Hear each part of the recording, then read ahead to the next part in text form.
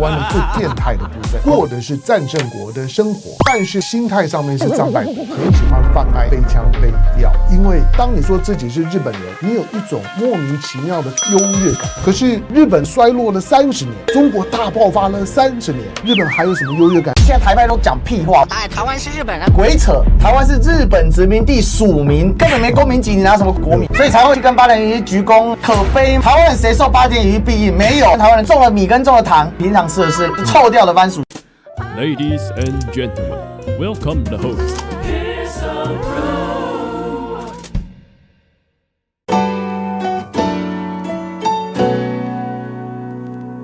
今天是8月15日，日本无条件投降的日子，在日本叫做终战纪念，台湾也用终战，你就知道台湾台派或者是民进党到现在他并没有脱离殖民地的心态。这一天你会发现台湾出现集体的历史漠视，因此1945年战后的台湾历史的整理跟沉淀，80年之后的今天都没有完成。顶多你会发现台派很喜欢贩卖背枪背料，到现在为止一直没有从那难过的情绪里面出来，你仍然认为你是战败国，所以你过的是战胜国的生活，但是心态上面是战败国，是台湾的最变态的部分。台湾人到底是怎么看自己的台湾史？台湾很晚才产生本土叙事这个概念，最早台湾史本土叙事就是连横入围台湾林，不可不提台湾书。因为台湾一直到1885年才正式建省，但是它又结合浓烈的民族主义，因为1895年为割台之后受到日本的侵略，台湾人很快的武装抗日转向了文化抗日，就形成了这样的心态。这个叙事是过去台派比较不愿意做的啦，因为台派不愿意把台湾的本土意识放在整个大中华历史脉动之下做检讨。台湾省建省最主要的原因是因为中国面对新帝国主义来临之后所形成的全球化世界的一种反应，从原本是帝国的边陲变成帝国一个重要的前哨站，所以这样的一个剧烈的转变当中，台湾形成台湾本土意识，你可以把它形成一种乡土情怀加上19世纪末中国所形成的民族主义做一个很密切的结合，所以出来的几个文人基本上他们都大中华主义者，最有名的就蒋渭水医师，他就是个被压迫的开头。他在这样的压迫之下，台湾人就会分成2个部分，一个强调乡土意识的连结，因为唯有乡土意识不会被日本人直接打压，而这里面当然就有很多的公共知识分子，那这些知识分子的连结它所形成的背景，他们是比较苦情的，所以在日本时期的台湾歌曲最有名就雨夜花，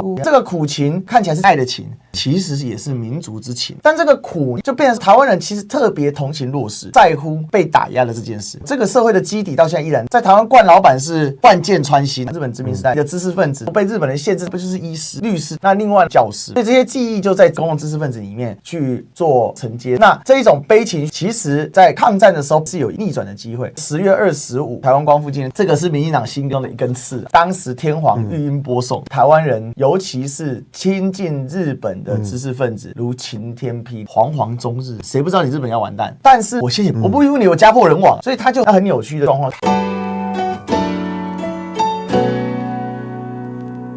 台湾人很虚假的历史悲情，这跟你在看待2战之后台湾到底是什么有直接的关系，但是没有人告诉你那个悲情是多余的，是被塑造出来的，你是战胜的一方。每一个台湾人，我们不要做无谓的情绪上的纠缠。今天你可以说你是台湾人，可是当你的台湾人是在民进党引导你说台湾是国籍定位而不是省级定位的时候，那就出大问题了。大陆的各省省级意识是很浓厚的，可是国籍意识更浓厚。馆长当他说他是中国人的时候，我不认为他是被逼的或者被引导，我觉得是他内心的血脉觉醒了，融入到大陆的生活不过就是3-2天的事儿。这跟你要移民到欧洲、移民到美国，甚至移民到日本是不一样的。这种的认识是极为重要的。你在台湾作为中国人的血脉觉醒，不要再进到呢无聊的悲情里面。第二个，台湾在2战的时候并没有真正感受到战争的可怕。凭什么？因为1943年的开罗宣言已经确定战后你就要回到呢祖国的怀抱，之后就摆到呢斯坦公告里面。为什么这么简单的历史需要呢把台湾人自我异化成为台湾是一个国籍而不是省级，你就会掉进那个死胡同。你8月15你就不知道怎么过了。那台湾人在大罢免的投票结果给我的感觉，中国符号正在重新的萌芽，而且比较正面、比较理智对待的方式。所以讲我是中国人，过去是高度政治不正确，你一定会被电死。可现在好像慢慢的在解套。在今年的8月15之后，台湾人的中国意识到底该怎么处理？我一直讲，台湾人是从真的悲情到假的悲情，这也是为什么台湾悲情论不好。今天汉奸的后代占据了台派论述，这群汉奸很多就是日本时期的士绅跟日本人合作的，没错，本来就在吃香喝辣。讲一个最直白的，第一银行它的创办人是谁啊？为什么可以拿到特许？他的孙子后来当了行政院长。台派论述里面，当你越揭开的时候，你会对他们越不爽，因为这都讲屁话，有太多的历史都被民进党台派歪曲扭曲，所以才会去跟八点一鞠躬。可悲，台湾人谁受8点一庇应？没有，台湾人种了米跟种了糖，平常吃的是臭掉的番薯签、花枪，所以不要整天那边乱讲。还有台湾没有什么皇民后代啦，什么赖清德是皇民后代，鬼扯，他一点日本血统都没有，都是精神日本人皇民。李登辉也没有日本血统，皇民真的只有1%，非常少，很多人是伪皇民，而且台日混血的大多数，只要他找到日本老爹，全部被送回去了。真正留在台湾日本人叫白团，是为了军事等等的特殊形式。现在台派乱写，什么日本殖民，说啊台湾是日本人，鬼扯，台湾是日本殖民地属民，根本没公民籍，你拿什么国民？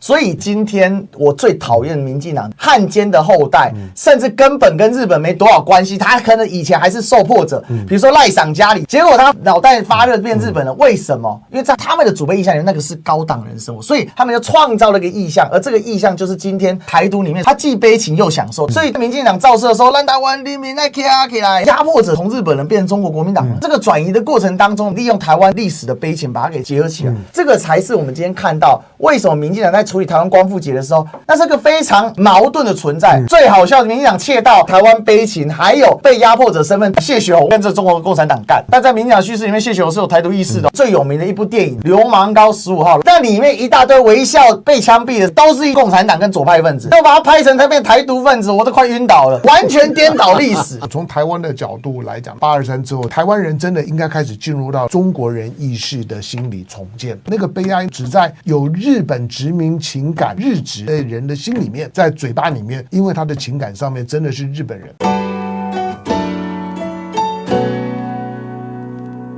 中国近代衰弱的极点就是鸦片战争，但是真正意义上跌到一个低点的开始是1894年甲午战败，1895年台湾以一个省份完全被割让出去，这个对中国来讲是不可承受之痛。所以1894年，远在檀香山的孙中山跟志同道合的朋友成立了兴中会，作为中国革命的近代的起点。所以接下来进入到中华民国时期，又继续的面临侵略的问题，对日抗战这一些过程当中，对中国人来讲最大的痛苦，因为中国的衰弱，所以连最基础的历史主线都混沌不堪。而过去我们看到中国大陆官方的叙事，对中华民国，它是从别扭到不别扭，到半公开到公开的过程。别扭在对日抗战里，中华民国政府以国民党为首的确实有巨大的贡献。可是1949年10月1号，天安门广场上，毛泽东宣誓新中国成立的时候，中华民国政府依然还没被消灭，跑到台湾，这叫历史事实。那其实中国就是个内战未打完的一个状态。可是有没有在武力完成之外，重新统一我们对历史的认识？我觉得这是今天整个北京在推行的事情。所以中国大陆政府是很有序的在推动去除国共对抗的意识形态的脉络，更多的从人民史观的角度去把整个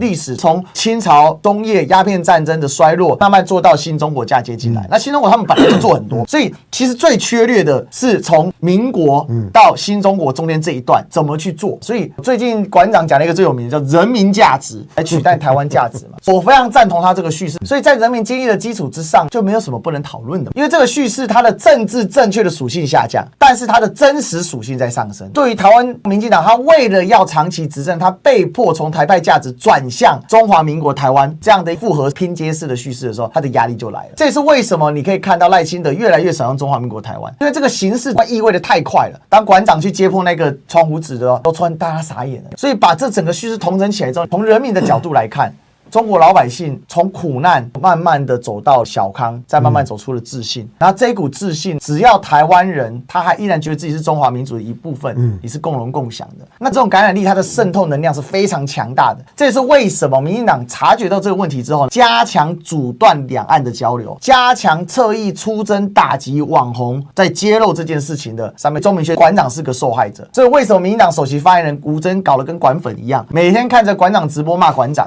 整个落为会变管委会，天天骂。但是随中国伟大复兴的爆发，它所堆积起来在文化方面强大的底蕴的能量，它迟早要被释放。那现在刚好遇到一个神经病川普，搞一个关税海峡全球退潮，这就是为什么民进党最近无所适从。馆长喊自己是中国人，竟然没有多少人骂他。所以民进党要注意，如果当中国大陆开始抢夺整个中华民族的叙事权的时候，你又面对中国崛起，你拿不出一套新的叙事主义，所以这很可悲。台派论述就在2025年彻底的死亡，因为台派论述里面最大的头台独精神都做到总统，然后发动了青鸟群众。结果青鸟群众借的是纳粹的符号，赖清德团结十讲讲4讲暴毙，726输到脱裤子，那到823会再输一次。当然他们现在在打一个防火墙啦，说823的公投有一个25%门槛，假设这门槛美国他们像2021年大肆宣传说，你看我没有赢了，因为你罢免只有部分的区域，我们公投是全台湾所有的选区，所以823各位同学们一定要站出来投票。